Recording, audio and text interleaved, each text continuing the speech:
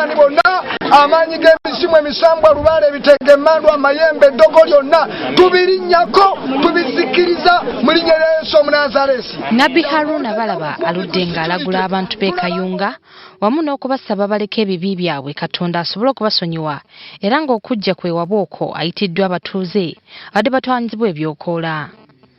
Nga bamaze okutuuka abatuuze batandise okwesondamu akakadde akamu emitwalo 3 eza siringi z'abadde abasabye okusobola okubayamba. Kyokka ensimbi zino zibalemye okuweza kufunako emitwalo 7 gyokka. Oluvannyuma Nabbi Haruna balaba atandise okwogerako eri abantu abadde bamutegedde amatu n'abannyonnyola nga bye bagenda okukola. Ngezeko mu bifo bingi ne mmaliza okukwata amayembe ate bo abatuuze ne gugunga n'okola ebikyamu ebyo siyagala. Oluvudde wano boolekedde butereevu mu maka ga Namukadde Ndereya Kunegena era nga poliisi yabadde yamaze dde okuzingako ekifo kyonna. Era olutuuse Namukadde n'asaba poliisi buli muntu yenna ayingire ewuwe amale kwazibwa. Buli agenda okuyingira asooke mwazi alyoke ayingire ewuwe. Balonzeeyo omuntu omu okukola omulimu gw'okwaza era ne gutandikira ku Nabbi yennyini naye ng'akagwa ye akabuuse. Wabula woololoowe era nga wakulusegere nnyo Paul Sematata Simatuse oluvannyuma lw'okusangibwa n'ekintu mu ngoye ze ekibadde kikaluba era ne beenyoola n'omukazi okutuusa lwe basazeewo badde emmanju bongere okumwekebejjera eyo.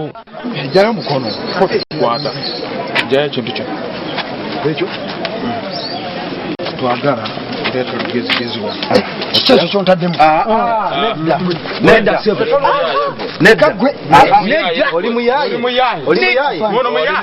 abatuuze otegedde nti bulijjo basajja ba Nabbi abasima ebyawongo bye bajja nabyo kwe kusalawo okwagala obakajambula wabula poliisi neeyingirawo era nebasaba bakkakkane.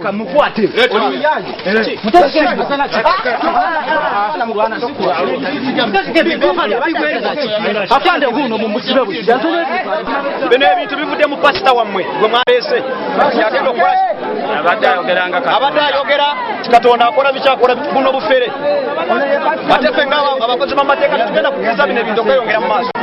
Basajja ba Katonda bano batunudde ebikalu ng'abatuuze babaweereza ebigambo ebisongovu nga balumiriza okuweereza Katonda ne Sitaani era ng'amangu ddala bateekeddwa kabangali ya poliisi ebatutte ku poliisi e Kayunga. Kino nno kyongedde okutabula abatuuze.